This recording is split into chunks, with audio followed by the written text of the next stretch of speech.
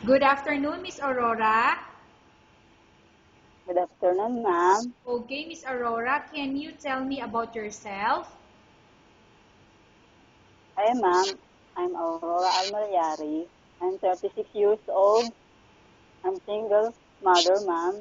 I have 4 kids, ma'am. Okay, I have few questions for you to answer, so let's start. Why do you want to work as a maid?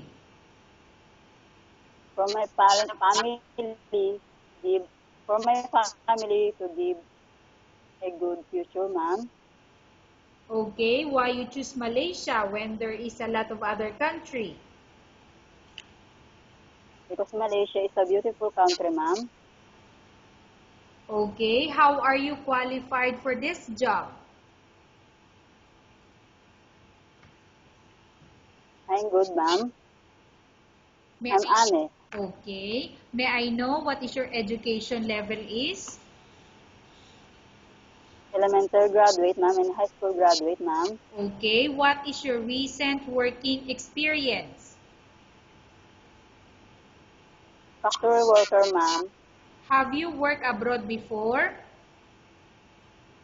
No, ma'am. Do you have experience of taking care of baby? Yes, ma'am. And whose baby you are taking care of? My own child, ma'am.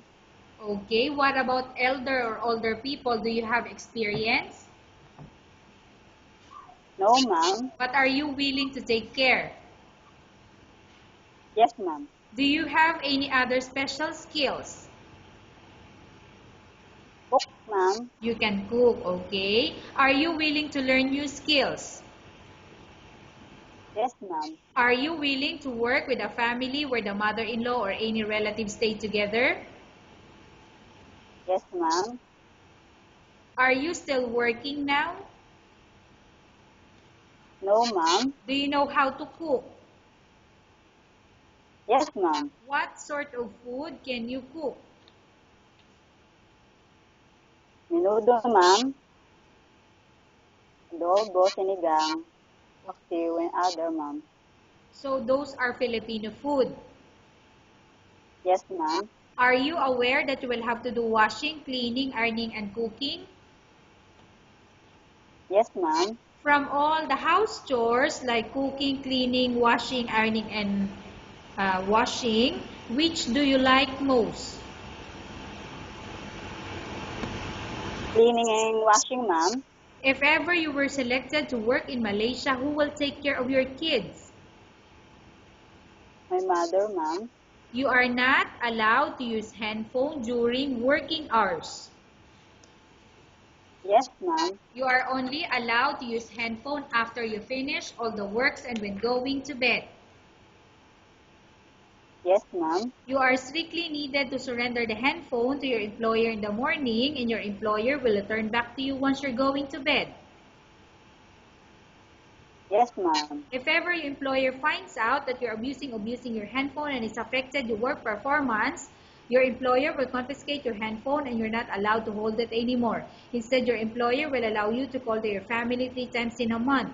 You're only allowed to bring normal phone and you're not allowed to bring smartphone. Are you agreed for the terms and condition? Yes, ma'am. Are you agree to the rules and regulation for the handphone? Yes, ma'am. How many years is the contract as you agreed and understand? 2 years, ma'am. Can you describe for me your ethics or your attitude? I'm good and honest, ma'am. How can you assure to us that you will work hard in Malaysia? A good job, ma'am. Okay. Can you promise not to use the telephone without the permission of your employer? Yes, ma'am. Can you promise not to put on makeup but to dress properly while work? Yes, ma'am. Can you promise not to invite friends and relatives without the consent of your employer? Yes, ma'am. Can you promise not to ask for advance salary from your employer under any circumstances? Yes, ma'am. Do you really understand of the rules and regulation of the agency? Yes, ma'am. Do you pay any placement fee for you to come to Malaysia to work as a maid? No, ma'am. Do you have any history of sickness, example, breast cancer or any other illness? No, ma'am. Do you suffer from any skin diseases, allergy, or physical defect? No, ma'am. Have you suffered from any serious illness?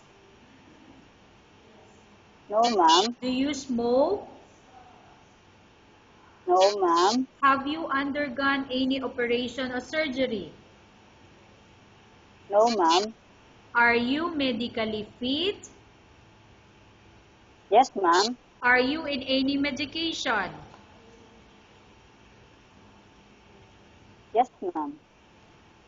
Miss Aurora, are you in any medication? No, ma'am. Are you allergic with any food? No, ma'am. Are you prepared to work for the employer of any race? Yes, ma'am. Are you prepared to eat the type of food taken by your employer? Yes, ma'am. Are you afraid of being left alone in the house? No, ma'am. Are you afraid of dogs or other pets? No, ma'am. Can you promise to work according to instruction from your employer? Yes, ma'am. Do you have any immediate family working in Malaysia? No, ma'am. Okay, Miss Aurora, we have finished our question section. Let's go to case study. I have a case study for you and I want you to answer me truthfully. Upon arrival in Malaysia within 6 months, if ever any of your family members pass away, what will you do? Will you continue to work till finish your contract or you will go back? I'm finished my contract, ma'am. Tell us about yourself and why do you want to work in Malaysia as domestic helper? So for my family, ma'am, I'm a good and honest ma'am. Okay, Miss Aurora, what do you want to tell to your employer who watching your video?